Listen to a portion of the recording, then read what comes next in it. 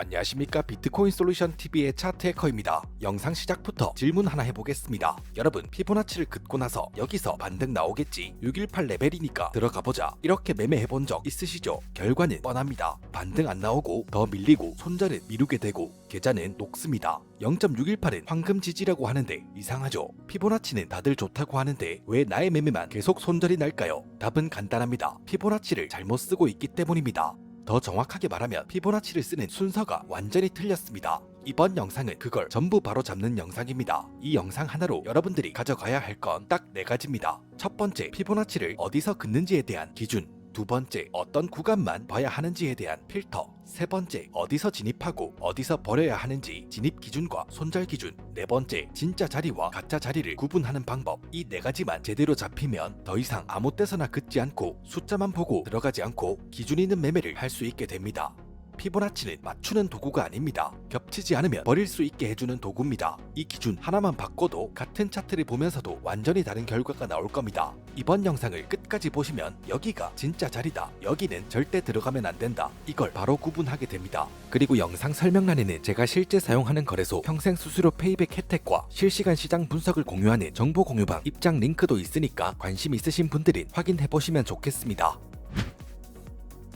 먼저 지금까지 피보나치를 어떻게 잘못 썼는지 한번 보겠습니다. 이건 그냥 실수가 아닙니다. 계속 손절하는 패턴입니다. 제가 여러 커뮤니티에서 수없이 봤고 아마 지금 이 영상을 보는 분들 중에서도 이미 하고 있을 가능성이 높습니다. 이걸 정확하게 정리하면 딱 3가지로 끝납니다. 피보나치를 잘못 쓰는 첫 번째 패턴은 아무 고점, 아무 저점에 긋는다는 겁니다. 차트를 켭니다. 캔들이 많든 적든 상관없습니다. 눈에 보이는 고점 하나, 눈에 보이는 저점 하나, 이 2개를 그냥 연결합니다. 그리고 말하죠. 여기가 고점 같고 여기가 저점 같으니까 이게 왜 문제냐? 이건 분석이 아닙니다. 그냥 찍기입니다. 조금 더 쉽게 말하면 이건 지도를 안 보고 길 찾는 거랑 똑같습니다. 방향도 모르고 그냥 감으로 가는 겁니다. 차트에서 고점과 저점은 아무거나가 아닙니다. 구조 안에서 정의됩니다. 예를 들어 상승 추세라면 고점과 저점이 모두 높아지는 흐름이 있어야 합니다. 근데 이걸 보지 않고 그냥 눈에 보이는 점 2개를 찍는다. 이건 분석이 아니라 낙서입니다. 이 상태에서 피보나치를 긋는 순간 이미 틀린 겁니다.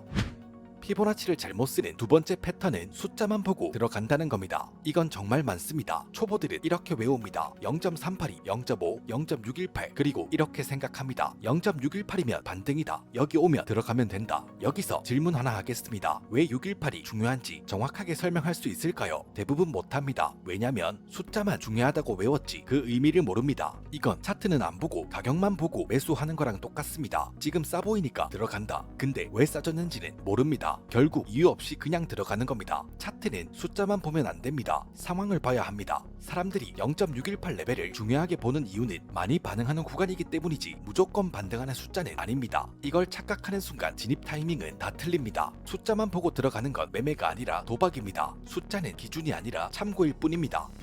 피보나치를 잘못 쓰는 세 번째 패턴은 추세 없이 사용한다는 겁니다.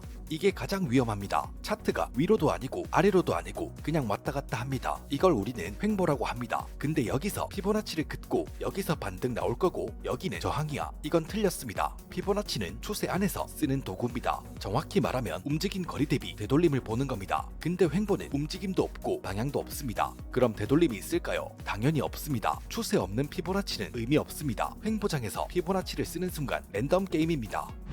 초보들이 피보나치를 잘못 사용하는 3가지 상황을 봤는데요. 그럼 고수들은 피보나치를 어떻게 쓰는지 초보 트레이더와 고수를 한번 비교해 보겠습니다. 이걸 정리하면 차이가 딱 보입니다. 먼저 초보는 피보나치를 먼저 긋고 다음 숫자를 봅니다. 이유는 나중에 찾습니다. 그리고 진입합니다. 고수는 추세를 먼저 보고 차트 구조를 봅니다. 자리를 만든 다음 피보나치를 긋습니다. 겹치는지를 확인하고 진입합니다. 초보는 피보나치를 믿고 고수는 피보나치를 검증합니다. 이 차이 하나로 결과는 완전히 달라집니다. 영상 시작부터 지금까지 이거 하나만 가져가도 됩니다. 피보나치를 먼저 긋는 순간 이미 틀린 겁니다. 순서가 반대입니다. 추세, 구조, 자리, 피보나치 이 순서 안 지키면 아무리 많이 긋고 아무리 오래 해도 결과는 바뀌지 않을 겁니다.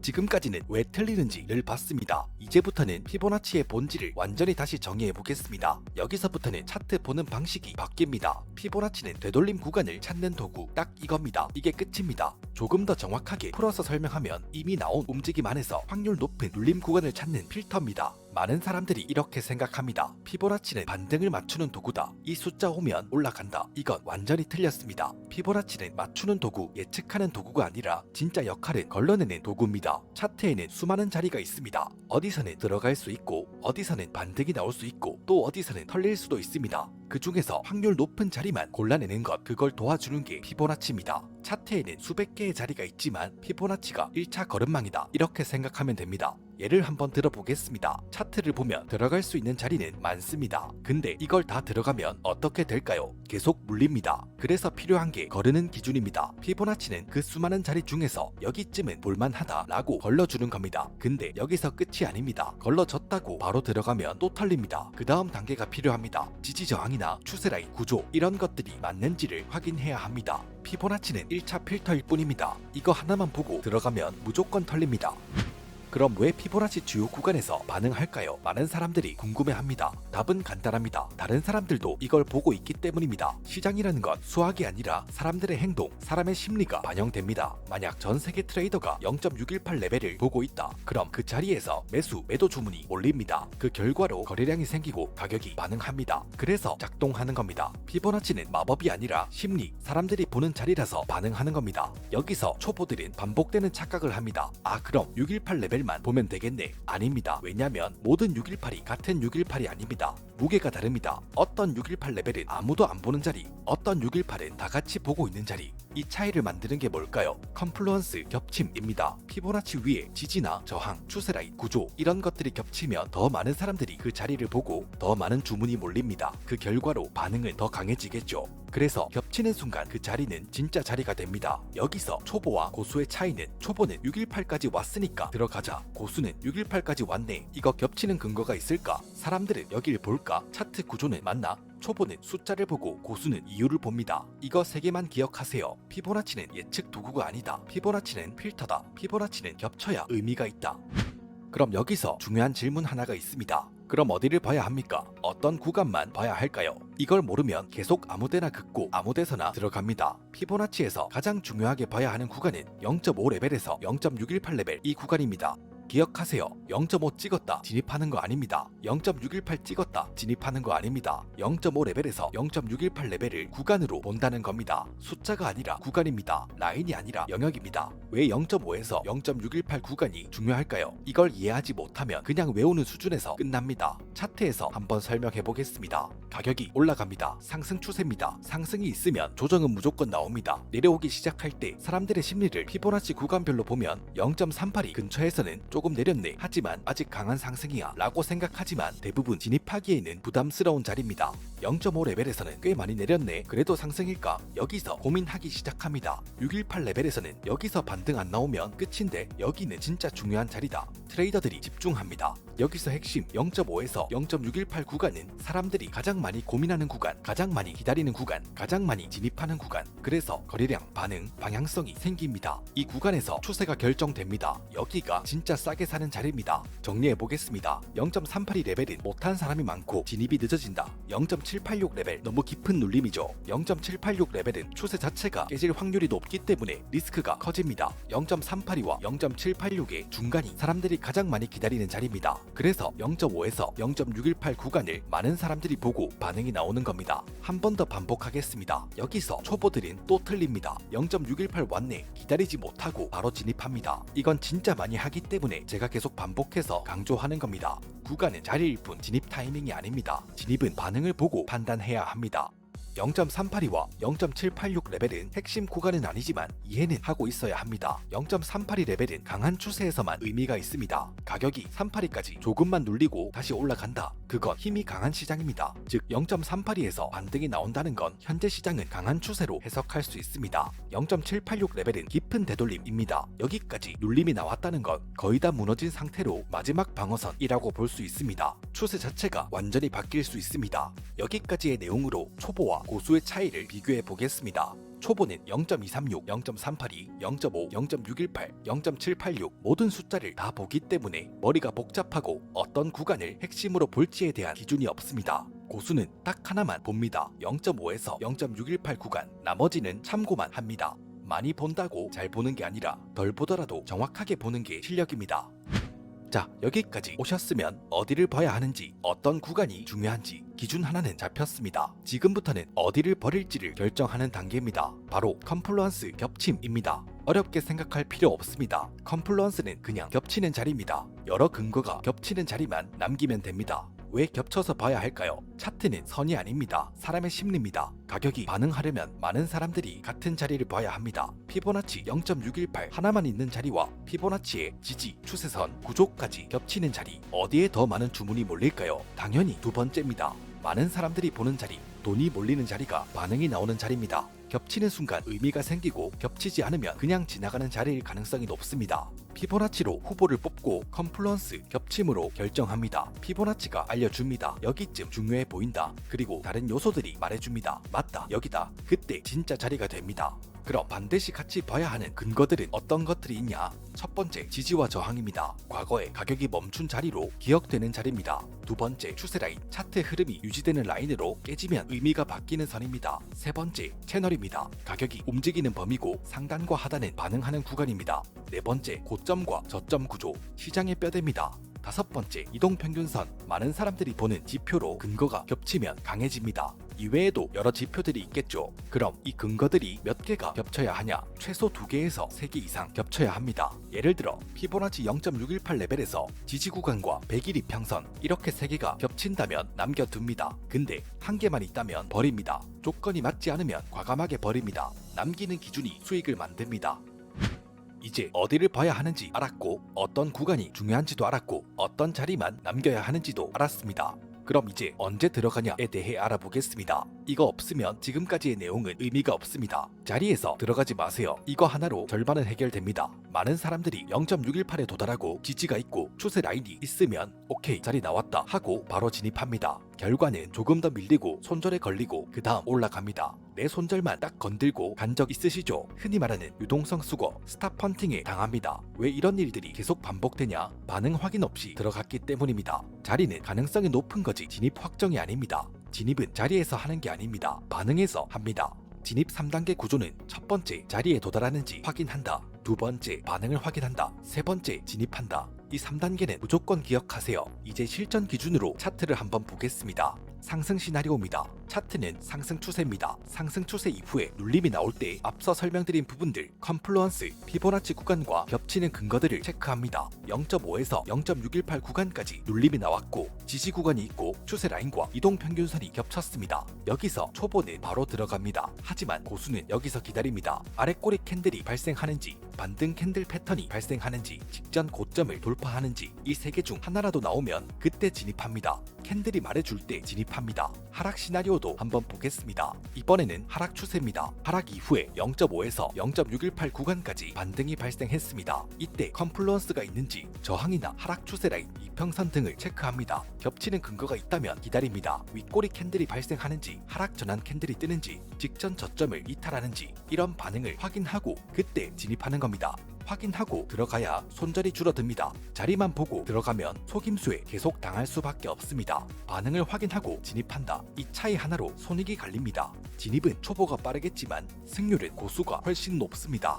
진입 타이밍을 망치는 핵심은 조급함입니다. 지금 안 들어가면 놓칠 것 같다. 이 생각이 드는 순간 이미 틀렸습니다. 좋은 자리는 도망가지 않습니다. 도망가는 자리는 애초에 좋은 자리가 아닙니다.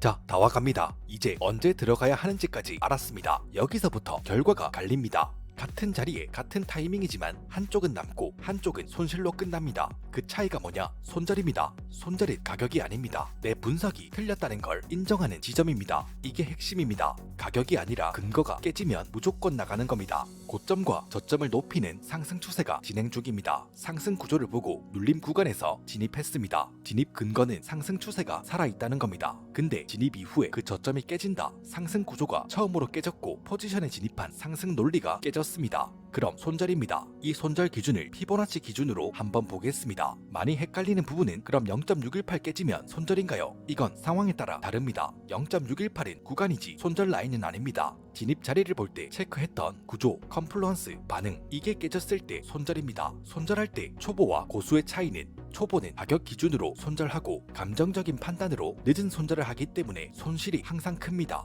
하지만 고수는 논리 기준에 손절을 하고 구조 기준에 손절을 하고 빠른 손절을 하기 때문에 손실이 작고 그 결과로 계좌를 살립니다. 손절 잘하는 사람이 결국 돈을 벌게 되어 있습니다. 진입과 동시에 손절이 정해져 있어야 합니다. 이번 파트에서는 손절에 대해 말씀드렸죠. 틀렸을 때 인정하고 빨리 나오는 거, 리스크를 줄이는 거. 근데 이걸 지키고 매매를 해도 결과가 달라지는 이유 하나가 더 있습니다. 바로 수수료입니다. 똑같이 진입하고 똑같이 손절해도 한쪽은 손실이 작고 한쪽은 손실이 큽니다. 그리고 똑같이 익절해도 한쪽 수익이 더 큽니다. 이건 수수료 구조 때문입니다. 특히 선물 매매는 진입과 청산을 반복하기 때문에 이 과정에서 수수료가 계속 누적됩니다. 수수료 페이백 구조만 만들어도 손실을 줄이고 수익은 늘릴 수 있습니다. 이거 하나만 적용해도 같은 매매인데 결과는 달라집니다. 지금 영상 설명란에 있는 링크를 통해 가입하시면 선물 거래 수수료 최대 70%를 평생 페이백 받으실 수 있습니다. 지금 트레이딩을 하고 있다면 이 부분부터 가장 먼저 바꾸는 게 맞습니다. 영상 설명란 링크를 확인해 보세요. 자, 그럼 이어서 보겠습니다. 이제 언제 들어가고 언제 나와야 하는지까지 알았습니다. 지금 딱 필요한 건 이 내용들을 놓치지 않고 행동으로 옮길 수 있는 체크리스트를 기준으로 매매를 하면 흔들리지 않을 수 있습니다. 피보나치 실전 체크리스트입니다. 첫 번째, 추세 확인. 현재 시장이 상승 추세인지 하락 추세인지 횡보인지 가장 먼저 체크합니다. 만약 애매하다면 피보나치를 긋지 않습니다. 추세가 없으면 피보나치는 의미가 없습니다. 두 번째, 구조 확인. 고점과 저점을 높여가는 상승 구조인지 고점과 저점을 낮춰가는 하락 구조인지를 확인합니다. 차트 구조를 봐야 피보나치를 그릴 수 있습니다. 세 번째, 피보나치 구간 0.5에서 0.618 구간에 도달했는지를 체크합니다. 이게 아니면 그냥 기다립니다. 네 번째, 컨플루언스 겹침 확인. 지지 저항이나 추세 라인, 채널, 구조, 이동평균선 등 최소 2개 이상의 근거가 겹치는지를 체크합니다. 겹치지 않으면 버립니다. 근거가 겹치지 않으면 진입하지 않습니다. 다섯 번째, 반응 확인. 진입 트리거, 반응 캔들이 발생했는지, 구조는 유지되고 있는지, 방향 전환이 보이는지 하나라도 확인한 후에 진입합니다. 여섯 번째, 손절 기준. 진입 자리를 볼 때 체크했던 구조나 컨플루언스 반응이 깨지면 손절입니다. 진입 전에 어디서 손절할지 미리 정해둬야 합니다. 이 체크리스트는 차트를 보기 전에 체크하고 진입하기 전에 체크하고 진입한 후에도 체크해야 합니다. 이걸 반복하면 감정 매매가 줄고 실수가 줄어들고 결과가 안정됩니다. 마지막으로 초보와 고수의 차이를 한 번 더 비교해 보겠습니다. 초보는 느낌으로 들어갑니다. 이유 없이 버팁니다. 결과는 랜덤입니다. 반면 고수는 기다리고 체크하고 진입합니다. 기준이 깨지면 나옵니다. 손절은 짧고 익절은 길게 합니다. 고수는 체크리스트로 매매합니다. 자, 여기까지 이번 영상의 내용 짧게 정리해 보겠습니다. 피보나치는 맞추는 도구가 아닙니다. 되돌림 구간을 걸러주는 필터입니다. 0.5에서 0.618 구간이 가장 중요한 구간이고 나머지는 참고용으로 활용할 수 있습니다. 겹치는 자리만 남깁니다. 겹치지 않으면 진입하지 않습니다. 자리에서 들어가는 게 아니라 반응해서 들어갑니다. 손절은 가격이 아니라 근거가 깨졌을 때 실행합니다. 이걸 다 합치면 결국 하나입니다. 기준 있는 매매. 지금까지 계속 손실봤던 이유는 기준 없이 진입하고 기준 없이 버티기 때문입니다. 하지만 오늘 만든 구조는 다릅니다. 언제 보고 어디를 기다리고 언제 들어가고 언제 나오는지 전부 기준이 있습니다. 이게 트레이딩입니다. 이게 시스템입니다. 여기서 한 가지 더 중요한 게 있습니다. 많은 분들이 이렇게 생각합니다. 좋은 자리 잡으면 돈 번다. 틀렸습니다. 같은 자리에서도 결과는 다르게 나옵니다. 왜냐? 구조 때문입니다. 같은 매매를 해도 수수료 구조, 페이백 구조, 거래 환경에 따라 수익이 달라집니다. 똑같이 맞췄는데 한쪽은 남고 한쪽은 까입니다. 이 차이가 쌓이면 결과가 완전히 달라집니다. 이 차이는 실력이 아니라 구조입니다. 지금 영상 설명란에 있는 링크를 통해 가입하시면 선물 거래 수수료 최대 70% 페이백을 평생 적용받으실 수 있습니다. 이 구조 딱 하나만 바꿔도 같은 매매를 해도 장기적인 결과는 완전히 달라집니다. 매매는 실력으로 하고 수익은 구조로 지키는 겁니다. 지금 매매하고 있다면 이 부분부터 먼저 바꾸는 게 맞습니다. 영상 설명란에 링크를 확인해 보세요. 그리고 오늘 알려드린 기준들 혼자 계속 지키는 게 쉽지 않습니다. 그래서 제가 실제로 사용하는 기준들과 매매를 하면서 중요하게 보는 포인트들, 이런 것들을 정보 공유방을 통해 공유해드리고 있습니다. 혼자서 시행착오를 겪는 것보다 기준을 잡고 가는 게 훨씬 빠릅니다. 영상 설명란에 정보 공유방 입장 링크도 같이 있으니까 필요하신 분들은 입장하셔서 참고하시면 되겠습니다. 마지막으로 이거 하나만 기억하세요. 좋은 자리는 기다리는 사람만 먹을 수 있습니다. 기준 없는 매매는 결국 운에 맡기는 겁니다. 영상이 도움되셨다면 구독과 좋아요, 알림 설정까지 한 번씩 부탁드리고 저는 더욱더 유익한 영상으로 찾아뵙겠습니다. 지금까지 비트코인 솔루션 TV의 차트 해커였습니다.